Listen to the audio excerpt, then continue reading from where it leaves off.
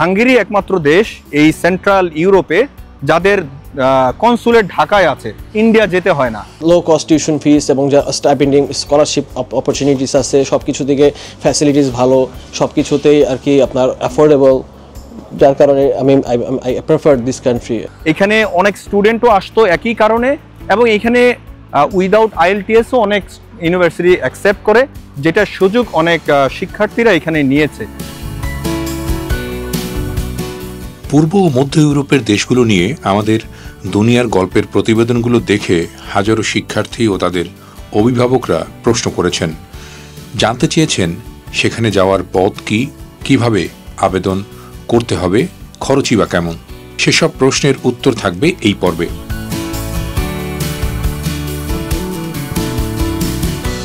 আসলে বিদেশে উচ্চশিক্ষার তুমুল আগ্রহ থাকায় বহু বাংলাদেশি প্রতারণার শিকার হন প্রতি বছর। এর মূল কারণ এই সম্পর্কে ভালো জ্ঞান বা সচেতনতা না থাকা। বাস্তব অভিজ্ঞতা থেকে জেনে আজ বলবো হাঙ্গেরির স্টুডেন্ট ভিসা বিষয়ক কথা। যারা আগামী বছর অর্থাৎ 2026 সালে হাঙ্গেরিতে পড়ালেখা করতে যেতে চান, তাদের জন্য এটা খুব কাজে লাগতে পারে।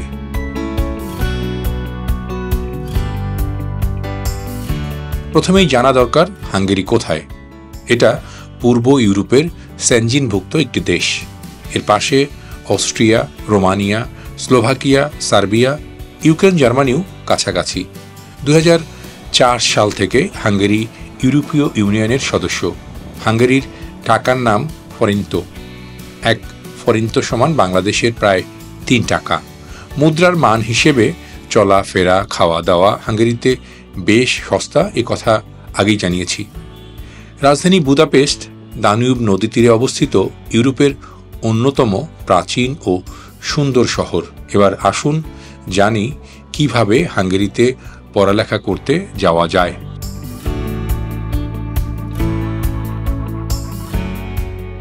দেশটিতে ব্যাচেলার্স করতে এসএসসি, এইচএসসিতে আপনার স্কোর থাকতে হবে অন্তত 3+3। তবে কিছু ইউনিভার্সিটি আছে যেখানে কম স্কোর নিয়েও আবেদন করা যায়। হাঙ্গেরিতে মাস্টার্স করতে সিজিপিএ মিনিমাম 2.75 লাগবে। তবে ভালো ইউনিভার্সিটিগুলোতে ভর্তি হতে সিজিপিএ 3 লাগে। আর ব্যাচেলরদের জন্য আইইএলটিএস 6 এবং মাস্টার্সের জন্য 6.6 হলে খুব ভালো হয়। টোফেল 60 থেকে 80 হলে চলবে।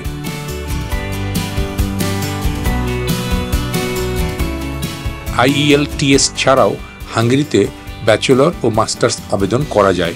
তবে তাতে সেখানকার বিশ্ববিদ্যালয়গুলো আপনার ইন্টারভিউ নেবে। যদি পাশ করেন তাহলেই অফার লেটার দেবে তারা।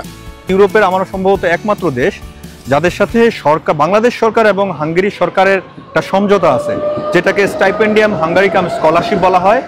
এই স্কলারশিপের সমঝোতার অধীনে প্রতি বছর প্রায় 100 থেকে 110 জন শিক্ষার্থী সরকারিভাবে হাঙ্গেরিতে আসে। তারা অনার্স, মাস্টার্স, পিএইচডি এবং 1 টায়ার মাস্টার্স বিভিন্ন প্রোগ্রামে এখানে আসে। তো যদি আমি সংখ্যায় বলি, সেটা ব্যাচেলর প্রোগ্রামে বেশি, তারপরে মাস্টার্স, পিএইচডিতে সবচেয়ে কম। যেমন তবে এটা দিন দিন নানা কারণে হাঙ্গেরি সরকারের অর্থায়ন বা বাংলাদেশের সাথে তাদের সম্পর্ক, নানা কারণে এটার সংখ্যা কমছে।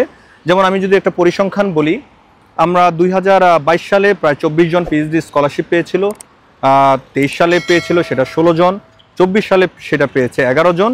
এবার হয়তো আমি সেটা আশঙ্কা করছি সেটা 10-এর নিচে আসবে।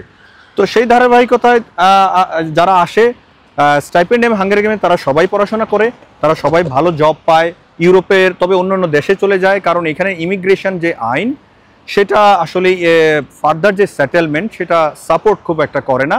যে কারণে যারা মাস্টার্সে আসে তারা পিএইচডি করতে হয়তো জার্মানি, ফ্রান্স, ইটালি বা নর্ডিক কান্ট্রিগুলোতে চলে যায়। যে হয়তো মাস্টার্সে এসেছে সে পিএইচডিতে ফার্দার এমপ্লয়মেন্টে সেখানে যায়, বা যে পিএইচডি করেছে বা মাস্টার্স করেছে ফার্দার এমপ্লয়মেন্ট তারা সেই কান্ট্রিগুলোতে খুঁজে, যেখানে তাদের পরবর্তী যে সেটেলমেন্ট সেটা যেখানে সহজ হয়। হাঙ্গেরিতে ব্যাচেলার্স এবং মাস্টার্সের জন্য অ্যাভারেজ টিউশন ফি 2 থেকে 12,000 ইউরোর মধ্যে। ফেব্রুয়ারি এবং সেপ্টেম্বর এই 2 ইনটেকে আবেদন করার সুযোগ আছে। অফার লেটার আসার পর টিউশন ফি জমা দিতে হয়। ভিসার জন্য আবেদন করতে অ্যাকাউন্টে অন্তত 20 লাখ টাকা জমা দেখাতে হয় প্যারেন্টসদের। তবে টিউশন ফির উপর নির্ভর করে এটা কম বেশিও হতে পারে। আর হ্যাঁ, একটা তথ্য খুবই জরুরি, আগে করলেও হাঙ্গেরিতে এখন কোনো স্পাউস অ্যালাউ করা হয় না।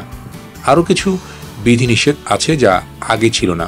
যারা যারা স্টুডেন্ট আসে, হ্যাঁ, তারা অনেকের নলেজ আর কি, অনেকের টার্গেট থাকে পিআর ফ্যাসিলিটিস, যারা পিআর চায়, ঠিক আছে, পাসপোর্ট করতে হবে, যেমন মনে করেন ফ্যামিলি থাকে, মনে করেন ইটালিতে আত্মীয় স্বজন রিলেটিভস থাকে, ঠিক আছে। তো ওই ক্ষেত্রে মনে করেন তারা ওইটাই চুজ করে যে ইটালি কোথায় ভালো লাইফ করবে, কোথায় বেশি ইনকাম করা যাবে, ওইটাই চিন্তা ভাবনা করে ওনারা ওখানে মুভ করে আর কি। স্টুডেন্ট যারা আসে প্রপার নলেজ থাকে না অনেক সময়, কোথায় কি করবে না করবে, তো তারা এখান থেকে আইসে সাথে সাথে চলে যায়। কিন্তু যারা স্কলারশিপ তারা কখনো এখান থেকে মুভ করে না, তারা পড়াশোনা প্রপার শেষ করে তারপর এখান থেকে মুভ করার চিন্তা ভাবনা করে। তবে মজার ব্যাপার হচ্ছে 5-7 বছরের গ্যাপ হলেও এখানকার বিশ্ববিদ্যালয়গুলো ভর্তি অ্যালাউ করে। হাঙ্গেরিতে যাওয়ার জন্য স্টুডেন্ট ভিসায় ফাইল জমা করলে অ্যাম্বাসিতে ইন্টারভিউ দিতে হয়। অনেকে প্রশ্ন করেন, হাঙ্গেরিতে কি পিআর পাওয়া যায়? হ্যাঁ, পাওয়া যায়, তবে এটা জটিল এবং কিছুটা কঠিন। অনেকগুলো প্রসেসের মধ্য দিয়ে জন্য যেতে হবে আপনাকে। স্টুডেন্ট হিসেবে এই দেশটিতে ফুল টাইম কাজ করা মানা আছে। অন্যান্য দিন পার্ট টাইম, ছুটির দিন ফুল টাইম জব করা যাবে। আর হ্যাঁ, হাঙ্গেরি সরকার মেধাবী ইন্টারন্যাশনাল স্টুডেন্টদের স্কলারশিপ দেয়। এখানে শিক্ষার্থীদের খরচ এমনিতেই অনেক কম। হাঙ্গেরি একমাত্র দেশ এই সেন্ট্রাল ইউরোপে যাদের কনসুলেট ঢাকায় আছে, ইন্ডিয়া যেতে হয় না। এবং এখানে অনেক স্টুডেন্টও আসতো একই কারণে, এবং এখানে উইদাউট আইএলটিএসও অনেক ইউনিভার্সিটি অ্যাকসেপ্ট করে, যেটা সুযোগ অনেক শিক্ষার্থীরা এখানে নিয়েছে। তো নেওয়ার পরে কি হয়, যারা বিশেষ করে সেলফ ফাইন্যান্সে আসে, এখানে টিউশন ফি তুলনামূলক বেশি আমি বলবো অন্যান্য দেশের তুলনায়। এবং তারা এসে 1 সেমিস্টারের টিউশন দিয়ে তারা অন্যান্য দেশে, কেউ হয়তো তার চাকুরির খোঁজে, কেউ হয়তো আরেকটা দেশে এডমিশন নিয়ে চলে যায়। স্টুডেন্টরা ফ্রিকুয়েন্টলি আসতো, কিন্তু দেখা গেছে পরিবার নিয়ে যারা আসছে তারা অনেকে পরিবার সহ আরেক দেশে চলে গেছে। তো যেই কারণে গত বছর হাঙ্গেরি সরকার ইন্টারন্যাশনাল স্টুডেন্টদের এই টেন্ডেন্সিকে ট্র্যাক করে তারা একটা সিদ্ধান্ত নিয়েছে যে কোনো ইন্টারন্যাশনাল স্টুডেন্ট, সে স্কলারশিপ হোক, সেলফ ফাইন্যান্স হোক, সে ফ্যামিলি আনতে পারবে না। সেটাও মার্চের 1 তারিখ থেকে বন্ধ করে দিয়েছে। Debrecen university, Szeged varsity, Budapest university of technology and economics, central European university, Budapest Corvinus university, Pecs university, Miskolc university সহ কয়েকটি বিশ্ববিদ্যালয়ে বিদেশি শিক্ষার্থীদের জন্য নানা সুযোগ দেওয়া হয়। এসবে পড়ালেখাও আন্তর্জাতিক মানের। কোন কোন সাবজেক্টে বাংলাদেশের একটু যদি ধারণা দেন? এখানে মনে করেন আসে অনেকে সিএসসিতে, আইটি ফার্মে যারা আছে তাদের, তারপরে ইঞ্জিনিয়ারিং সেক্টর যারা আছে তারা আর কি মোটামুটি এখানে ভালো একটা ফ্যাসিলিটিস পায়, যেমন ভেহিকেল ইঞ্জিনিয়ারিং, পাইলট প্রোগ্রাম। তাদের প্রপার স্কলারশিপের জন্য কি করা উচিত, মানে যারা আসতে আগ্রহী স্টুডেন্ট?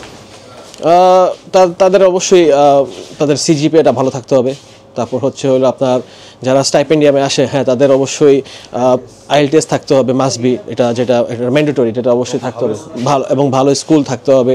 তো আপনারা যারা এখন স্টুডেন্ট আসেন, আপনাদের এখান থেকে পাশ করে বেরোতে কতদিন সময় লাগতে পারে বা কিভাবে? যারা মাস্টার্সে আছে তারা মনে করেন 2 বছর, এবং যারা ব্যাচেলার তারা 4 বছর, 3.5 বছর এরকম।